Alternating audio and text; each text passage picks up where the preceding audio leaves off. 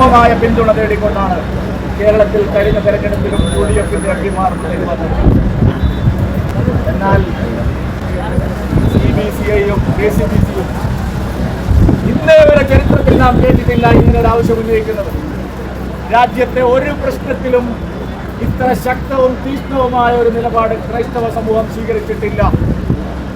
CBCI-യും KCBC-യും അർത്ഥശങ്കയ്ക്കിടയില്ലാത്ത വിധം ഈ വഖഫ് നിയമ ഭേദഗതിക്ക് അനുകൂലമായി കേരളത്തിലെ എംപിമാർ വോട്ട് ചെയ്യണമെന്ന് ആവശ്യപ്പെട്ടിട്ടുണ്ട്. നമ്മളതിനെ സ്വാഗതം ചെയ്യുന്നു. നിലപാട് സ്വീകരിക്കുന്നു.